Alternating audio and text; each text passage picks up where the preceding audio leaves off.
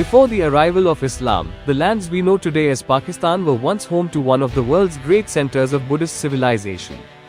From the Mauryan Empire and Ashoka to the Greco-Buddhist era of Gandhara, and finally to the faded ruins scattered across the landscape, this is the untold story of Buddhism in Pakistan. Let's explore its roots, its golden age, and why it still matters.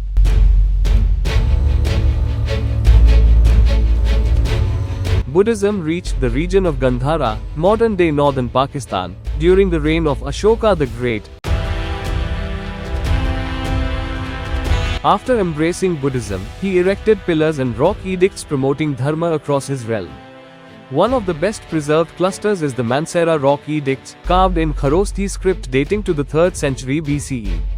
These edicts, discovered near today's Karakoram highway, emphasize moral governance and form part of UNESCO's tentative heritage list.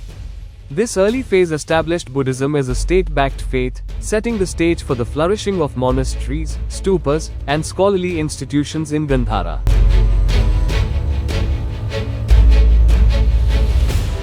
Following Alexander's campaigns and later under Indo-Greeks, Parthians, and Kushans, the Gandhara region became a melting pot of Greek, Persian, and Indian cultures.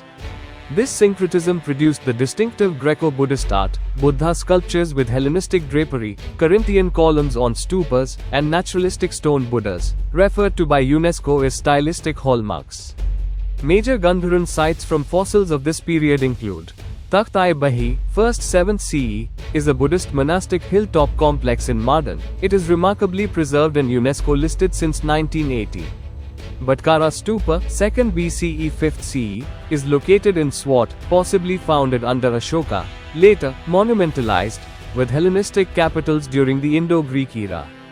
Kanishka Stupa was constructed by Kushan Emperor Kanishka in Peshawar. It was once among the tallest stupas in the ancient world, and housed Buddha relics.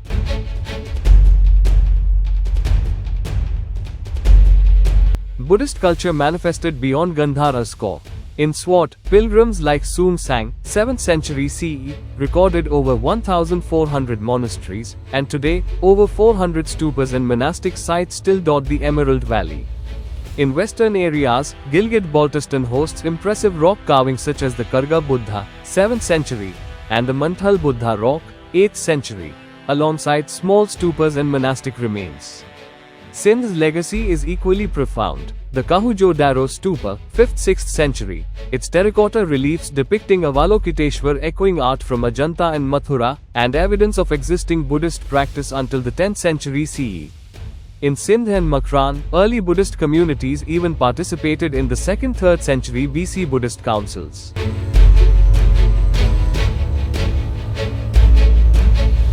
Taxila, now near Islamabad, was a nexus of learning, attracting students from as far as China, Greece, and Sri Lanka under the Mauryan, and later Kushan, rule.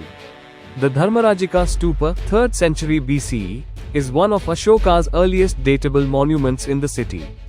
Taxila's Jolian monastery, along with the Sirkap ruins, testify to dynamic Buddhist scholastic and artistic exchanges.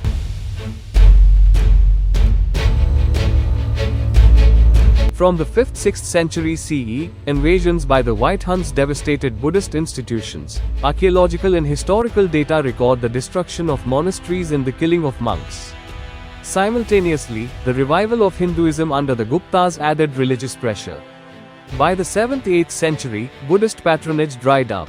Arab conquest in Sindh, 711 CE, introduced Islamic rule, while non-Muslims received dhimmi status, contributing to Buddhism's eventual assimilation or disappearance by the 10th century.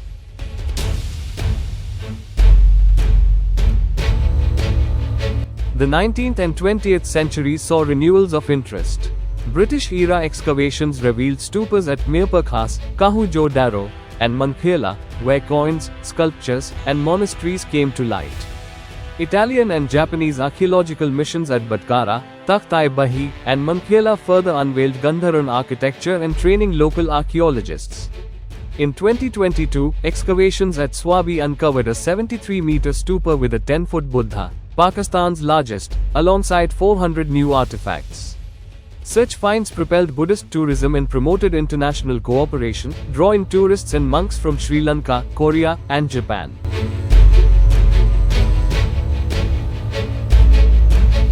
The Lahore Museum holds an impressive array of Gandharan-era sculptures and pottery, including the famed fasting Buddha and intricate reliefs of Buddha's life, making it one of Pakistan's oldest repositories of Greco-Buddhist art.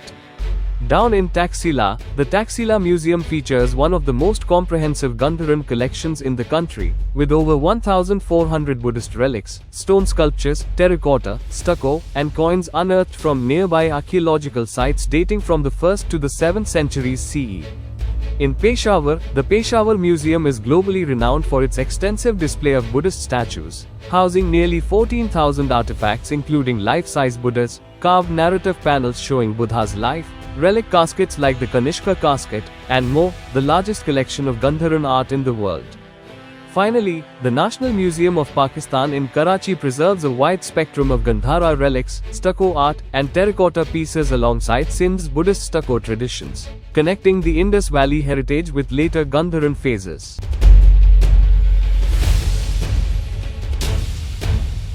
Many religious sites once threatened by neglect now fall under the spotlight.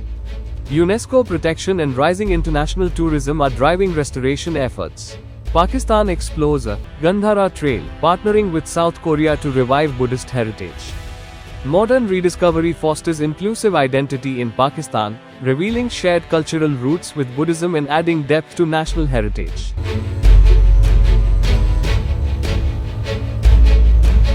The Taliban also targeted Pakistan's rich Buddhist heritage in their campaign of ideological extremism.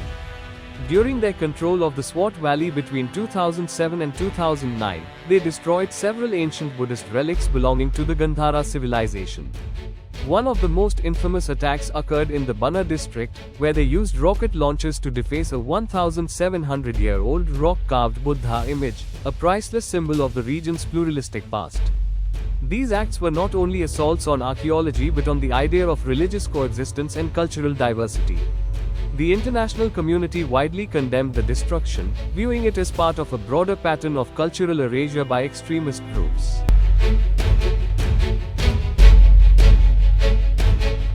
Buddhism didn't vanish, it simply transformed. Pakistan's landscape keeps its memory alive in stone and stucco. These sites connect us to Ashoka's ideology, Gandharan wisdom, and shared Asian heritage. Recognizing this legacy isn't just archaeology, it's reclaiming a forgotten voice in Pakistan's story. Have you visited any of these Buddhist sites? Which one moved you? Leave a comment and share this video to highlight a crucial yet overlooked chapter of Pakistan's past.